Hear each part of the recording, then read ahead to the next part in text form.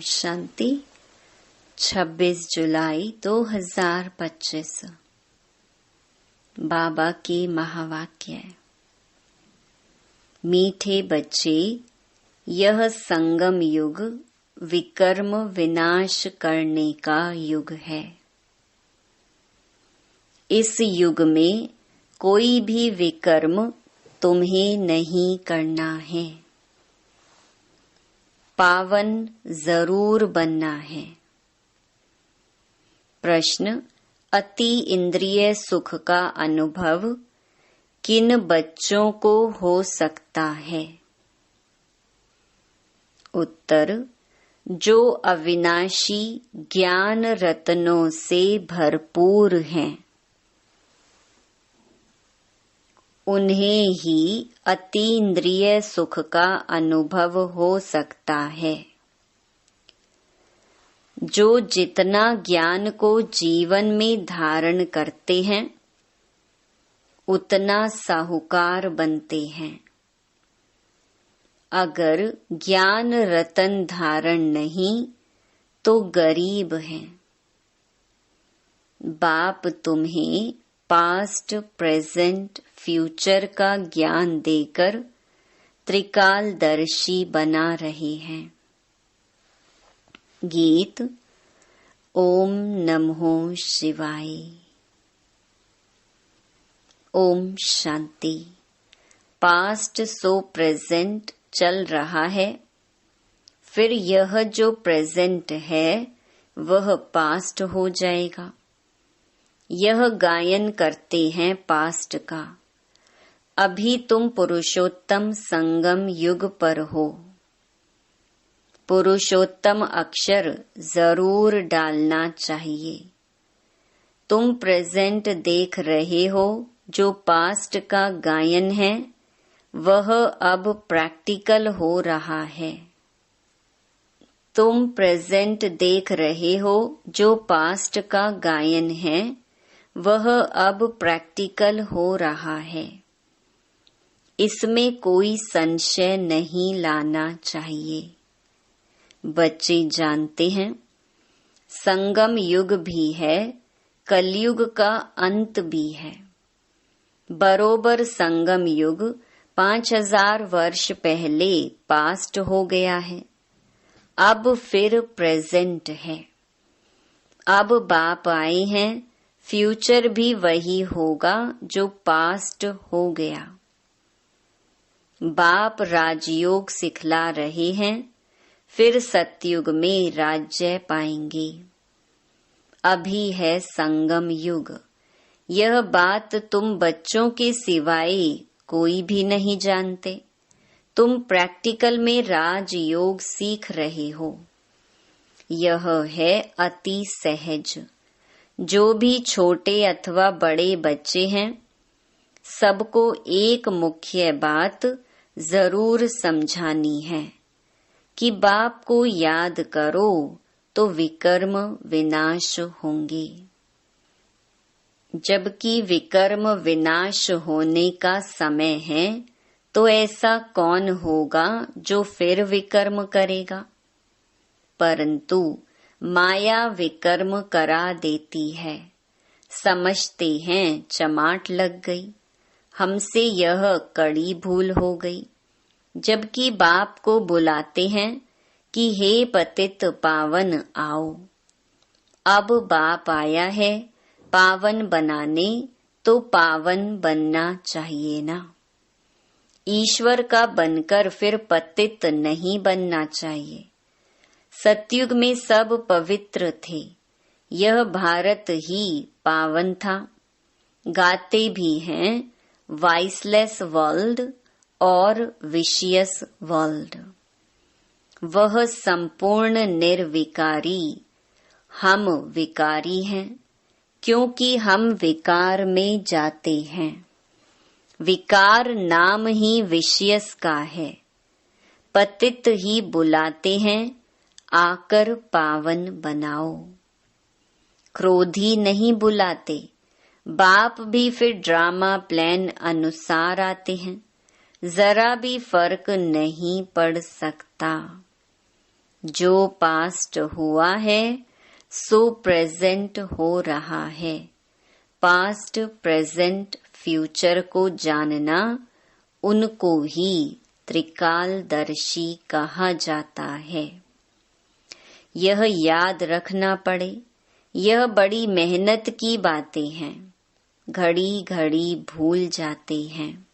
नहीं तो तुम बच्चों को कितना अति इंद्रिय सुख रहना चाहिए।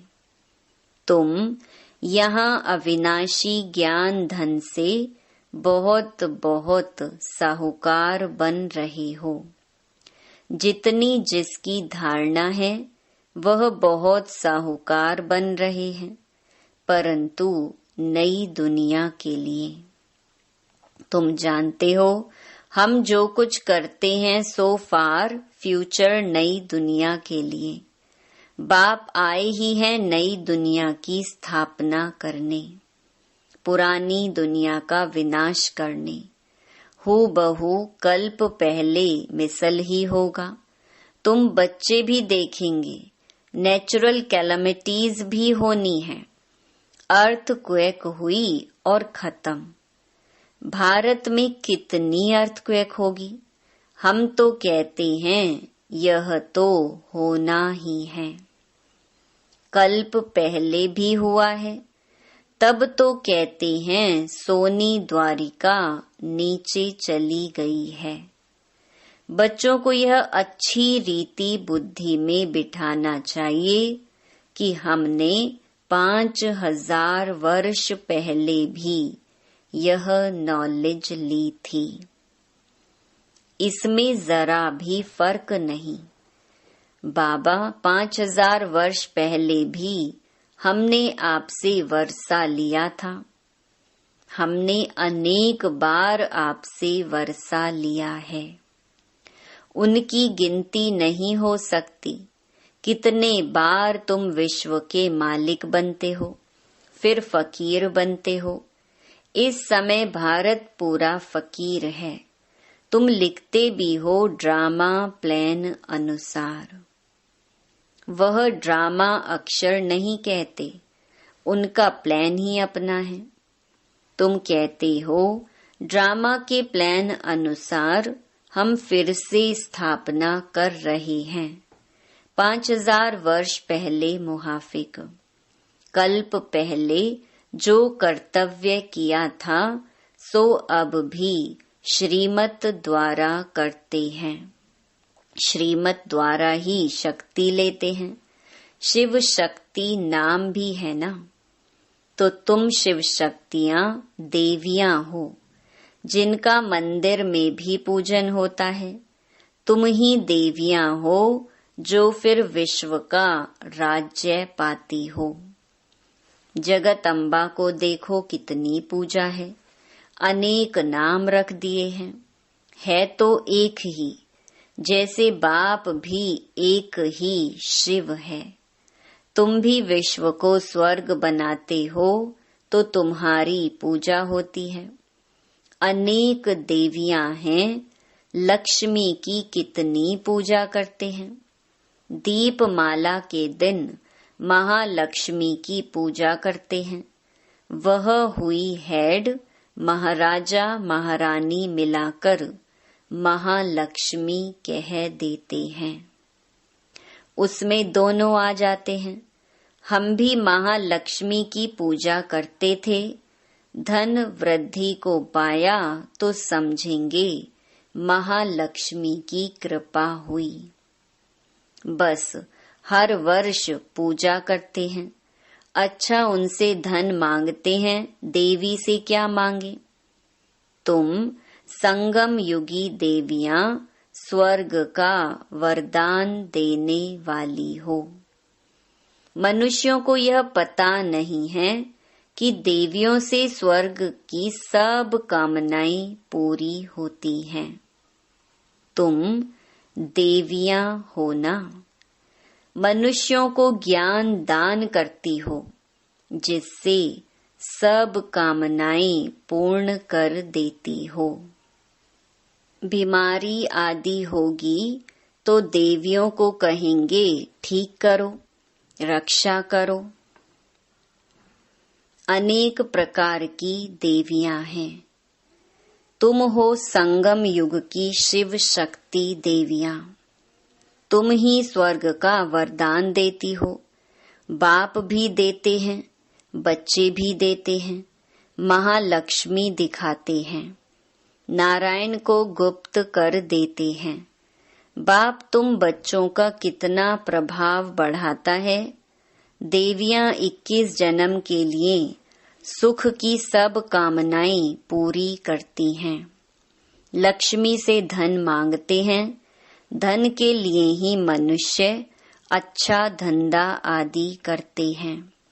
तुमको तो बाप आकर सारे विश्व का मालिक बनाते हैं, अथाह धन देते हैं। श्री लक्ष्मी नारायण विश्व के मालिक थे, अभी कंगाल हैं। तुम बच्चे जानते हो राजाई की फिर कैसे धीरे धीरे उतरती कला होती है। पुनर्जन्म लेते लेते कला कम होते होते अभी देखो कैसी हालत आकर हुई है। यह भी नई बात नहीं। हर 5000 वर्ष बाद चक्र फिरता रहता है। अभी भारत कितना कंगाल है। रावण राज्य है, कितना ऊंच नंबर 1 था, अभी लास्ट नंबर है। लास्ट में ना आए तो नंबर 1 में कैसे जाएं? हिसाब है ना। धीरज से अगर विचार सागर मंथन करें तो सब बातें आपे ही बुद्धि में आ जाएंगी। कितनी मीठी मीठी बातें हैं। अभी तो तुम सारे सृष्टि चक्र को जान गए हो। पढ़ाई सिर्फ स्कूल में नहीं पढ़ी जाती। टीचर सबक लेसन देते हैं घर में पढ़ने के लिए, जिसको होमवर्क कहते हैं। बाप भी तुमको घर के लिए पढ़ाई देते हैं। दिन में भल धंधा आदि भी करो, शरीर निर्वाह तो करना ही है। अमृत वेले तो सबको फुर्सत रहती है। सवेरे सवेरे 2-3 बजे का टाइम बहुत अच्छा है। उस समय उठकर बाप को प्यार से याद करो। बाकी इन विकारों ने ही तुम्हें आदि मध्य अंत दुखी किया है। रावण को जलाते हैं परंतु इसका भी अर्थ कुछ नहीं जानते। बस सिर्फ परंपरा से रावण को जलाने की रस्म चली आई है। ड्रामा अनुसार यह भी नोंद है। रावण को मारते आए हैं परंतु रावण मरता ही नहीं। अभी तुम बच्चे जानते हो यह रावण को जलाना बंद कब होगा। तुम अभी सच्ची सच्ची सत्य नारायण की कथा सुनते हो। तुम जानते हो कि हमको अभी बाप से वर्षा मिलता है। बाप को ना जानने कारण ही सब निधन के हैं। बाप जो भारत को स्वर्ग बनाते हैं उनको भी नहीं जानते हैं। यह भी ड्रामा में नोंद है। सीढ़ी उतरते तमो प्रधान बने तब तो फिर बाप आए, परंतु अपने को तमो प्रधान समझते थोड़े ही हैं।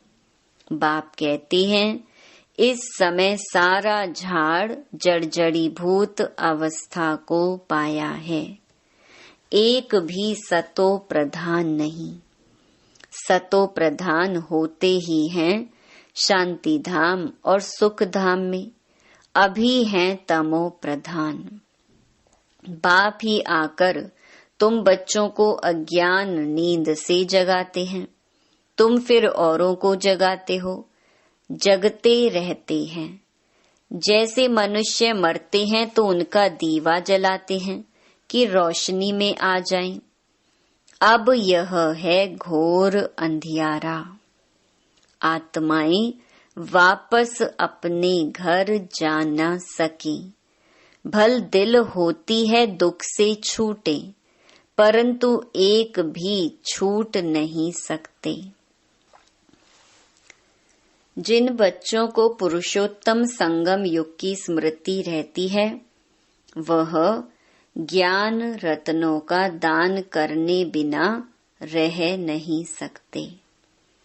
जैसे मनुष्य पुरुषोत्तम मास में बहुत दान पुण्य करते हैं, ऐसे इस पुरुषोत्तम संगम युग में तुम्हें ज्ञान रत्नों का दान करना है।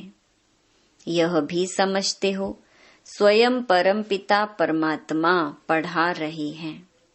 श्री कृष्ण की बात नहीं, श्री कृष्ण तो है सतयुग का पहला प्रिंस। फिर तो वह पुनर्जन्म लेते आते हैं। बाबा ने पास्ट, प्रेजेंट, फ्यूचर का भी राज समझाया है। तुम त्रिकालदर्शी बनते हो और कोई त्रिकालदर्शी बना नहीं सकते सिवाय बाप के। सृष्टि के आदि मध्य अंत का ज्ञान बाप को ही है। उनको ही ज्ञान का सागर कहा जाता है। ऊंच ते ऊंच भगवान ही गाया है, वही रचता है। हेवनली गॉड फादर अक्षर बड़ा क्लियर है। हेवन स्थापन करने वाला। शिव जयंती भी मनाते हैं, परंतु वह कब आए, क्या किया, यह कुछ भी नहीं जानते। जयंती के अर्थ का ही पता नहीं तो फिर मनाकर क्या करेंगे। यह भी ड्रामा में सब है। इस समय ही तुम बच्चे ड्रामा के आदि मध्य अंत को जानते हो, फिर कब नहीं। फिर जब बाबा आएगा तब ही जानेंगे। अभी तुमको स्मृति आई है, यह 84 का चक्र कैसे फिरता है। भक्ति मार्ग में क्या है, उनसे तो कुछ भी मिलता नहीं। कितने भक्त लोग भीड़ में धक्का खाने जाते हैं। बाबा ने तुमको उनसे छुड़ा दिया। अब तुम जानते हो हम श्रीमत पर फिर से भारत को श्रेष्ठ बना रहे हैं। श्रीमत से ही श्रेष्ठ बनते हैं। श्रीमत संगम पर ही मिलती है। तुम यथार्थ रीति से जानते हो हम कौन थे, फिर कैसे यह बने हैं। अब फिर पुरुषार्थ कर रहे हैं। पुरुषार्थ करते करते बच्चे अगर कभी फेल हो पड़ो तो बाप को समाचार दो। बाप सावधानी देंगे फिर से खड़े होने की। कभी भी फेलियर हो बैठ नहीं जाना है। फिर से खड़े हो जाओ, दवाई कर लो। सर्जन तो बैठा है ना। बाबा समझाते हैं 5 मंजिल से गिरने और 2 मार, माना मंजिल से गिरने का फर्क कितना है। काम विकार है 5 मंजिल। इसीलिए बाबा ने कहा है काम महाशत्रु है। उसने तुमको पतित बनाया है, अब पावन बनो। पतित पावन बाप ही आकर पावन बनाते हैं। जरूर संगम पर बनाएंगे। कलयुग अंत और सतयुग आदि का संगम है। बच्चे जानते हैं बाप अभी कलम लगा रहे हैं, फिर पूरा झाड़ यहाँ बढ़ेगा।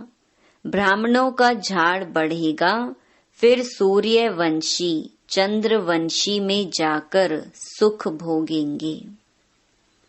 कितना सहज समझाया जाता है। अच्छा, मुरली नहीं मिलती है, बाप को याद करो। यह बुद्धि में पक्का करो कि शिव बाबा ब्रह्मा तन से हमको कहते हैं कि मुझे याद करो, तो विष्णु के घराने में चले जाएंगे। सारा मदार पुरुषार्थ पर है। कल्प कल्प जो पुरुषार्थ किया है, हूबहू वही चलेगा। आधा कल्प देह अभिमानी बने हो। अब देही अभिमानी बनने का पूरा पुरुषार्थ करो। इसमें है मेहनत। पढ़ाई तो सहज है, मुख्य है पावन बनने की बात। बाप को भूलना यह तो बड़ी भूल है। देह अभिमान में आने से ही भूलते हो। शरीर निर्वाह अर्थ धंधा आदि भल 8 घंटा करो। बाकी 8 घंटा याद में रहने के लिए पुरुषार्थ करना है। वह अवस्था जल्दी नहीं होगी। अंत में जब यह अवस्था होगी तब विनाश होगा। कर्मातीत अवस्था हुई तो फिर यह शरीर ठहर नहीं सकेगा, छूट जाएगा, क्योंकि आत्मा पवित्र बन गई ना। जब नंबरवार कर्मातीत अवस्था हो जाएगी तब लड़ाई शुरू होगी। तब तक रिहर्सल होती रहेगी। अच्छा, मीठे मीठे सिकिलधे बच्चों प्रति मात पिता बाप दादा का याद प्यार और गुड मॉर्निंग। रूहानी बाप की रूहानी बच्चों को नमस्ते।